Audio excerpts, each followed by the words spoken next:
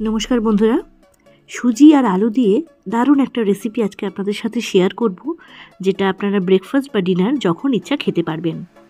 এটা শরীরের জন্য যেমন উপকারী হবে, বানানোও কিন্তু খুব সহজ। আর যেহেতু এটা সুজি দিয়ে বানানো হচ্ছে, তাই পেট কিন্তু অনেকক্ষণ ভরা থাকবে। তো চলুন আজকে রেসিপিটা তাহলে দেখে নিই।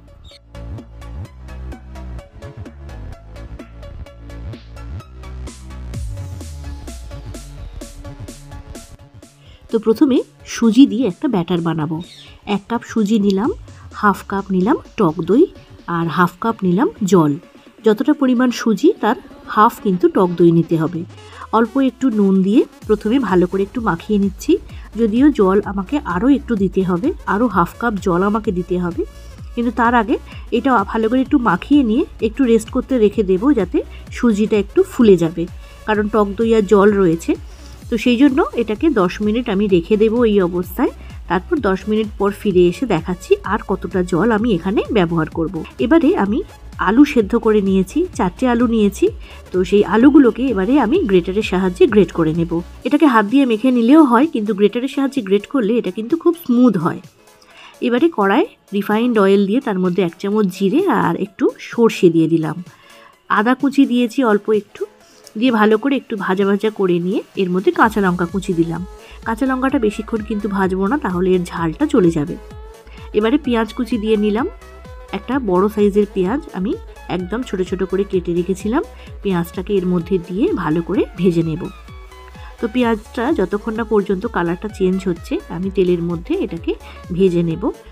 ভাজা হয়ে গেলে এর মধ্যে পরিমাণ মতো হলুদ গুঁড়ো আর নুন দিয়ে দিলাম, আর দেবো একটু চাট মশলা।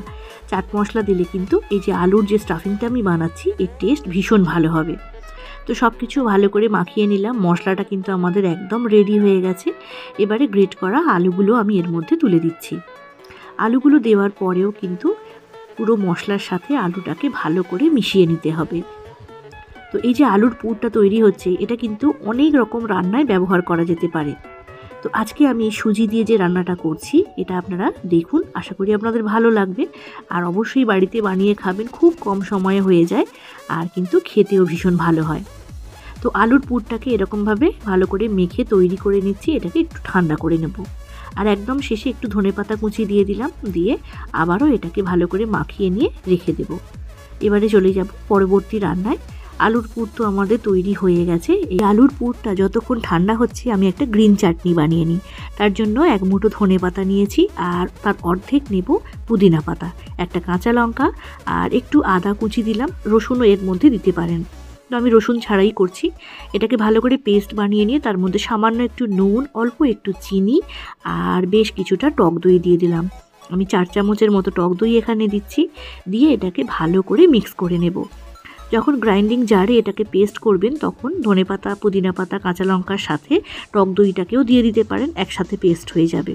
তো আমি এখানে আলাদা করেই করে নিচ্ছি। টক দইটা দিয়েও ভালো করে এটাকে মিশিয়ে নেব। একটু হাতে করলে সময়টা বেশি লাগবে। আলুর পুর ঠান্ডা হয়ে গেছে। এবারে ছোট ছোট করে এইরকম টিকিয়া যেমন আমরা তৈরি করি, গোল গোল করে আর একটু হাত দিয়ে চ্যাপটা করে টিকিয়া তৈরি করে নিলাম।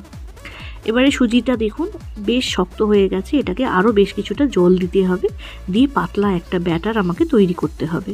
তো আরও হাফ কাপ জল আমি এখানে দিয়ে নিলাম। দিয়ে সুজিটাকে বেশ ভালো করে মাখিয়ে মোটামুটি পাতলা একটা ব্যাটার আমি তৈরি করে নিচ্ছি। এইবারে একদম শেষ পর্যায়ে আমি এর মধ্যে হাফ চামচেরও হাফ, 1/4 চামচ আমি বেকিং সোডা দিলাম। বেকিং সোডাটা দিলে কিন্তু এর পরিমাণটা অনেকটা বেড়ে যাবে এবং এটা বেশ সফট হবে। তো এটাকে দিয়ে ভালো করে আমি এটাকে এরকমভাবে চামচ দিয়ে বেশ ভালো করে মিক্স করে নিচ্ছি। দেখুন পরিমাণটা কিন্তু বেড়ে যাচ্ছে। এবারে ছোট ছোট এরকম স্টিলের বাটি, আশা করি আপনাদের সবার বাড়িতেই থাকে। তো এরকম স্টিলের বাটির মধ্যে আমি একটু রিফাইন্ড অয়েল ভালো করে মাখিয়ে নিয়েছি। তার মধ্যে একটা হাতায় করে অর্ধেক পরিমাণ সুজি বাটির মধ্যে ঢেলে দিচ্ছি। তো খুব বেশি এখানে কিন্তু দেওয়া যাবে না, কারণ এর ওপরে লেয়ারিং হবে। হাতার অর্ধেকটা পরিমাণ করে দিয়ে আমি বাটিগুলোকে ভরে নিয়েছি।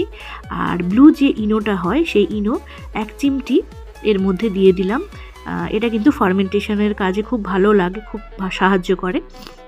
আলুর যে টিকিয়া বানিয়েছি সেইগুলো সুজির যে বোল তৈরি করলাম তার মধ্যে দিয়ে দিচ্ছি। আর এই ইনো দেওয়ার পর কিন্তু সুজিটাকে বেশিক্ষণ রাখা যাবে না, সেই জন্যই আমি একদম শেষ মুহূর্তে দিলাম। আলু টিকিয়াগুলো দিয়ে এবারে ইনো দেওয়া যে সুজিটা সেই ব্যাটারটাও ওপর থেকে এরকমভাবে দিয়ে দেব। তবে বাটিটা পুরোপুরি ভরে দেবেন না, এখানে কিন্তু এটা ফুলবে। যখন আমি স্টিম করব, স্টিম করার পর কিন্তু এটা একটু ফুলে যাবে, তো একটু জায়গা ফাঁকা রাখবেন। তো সব বাটিগুলোকে এরকম একটুখানি নাড়িয়ে একটু সমান করে নিচ্ছি, যাতে আলুর যে পুরটা সেটা দেখা না যায়। তো বাটিগুলো রেডি। এবারে আমি কড়াইয়ে জল গরম করতে বসিয়ে দিয়েছি, তার মধ্যে একটা এরকম ছিদ্রওয়ালা থালা দিয়ে বাটিগুলোকে এরকম পাশাপাশি বসিয়ে দেব। তো সবগুলো আমার একসঙ্গেই হয়ে যাবে, এখানে 6টা বাটি একসঙ্গেই আমি বসিয়ে দিতে পারবো। এবারে ঢাকা দিয়ে এটাকে 10 মিনিট আমি স্টিম করে নেব। তো 10 মিনিট পর আপনাদেরকে দেখাচ্ছি। দেখুন, যদিও আমি বলেছিলাম যে একটু ফাঁকা রাখতে, তবুও কিন্তু আমার একটু বেশি পরিমাণে পড়ে গেছে। তো আমি এরকম চেক করে নিলাম। এবারে একটা চামচের পিছন দিক দিয়ে বা ছুরি দিয়েও করতে পারেন, বাটিগুলোকে এরকমভাবে ডিমোল্ড করে নিতে হবে। তো দেখুন কত সহজে কিন্তু এটা উঠে আসছে, বাটির সাথে একদমই লেগে থাকবে না।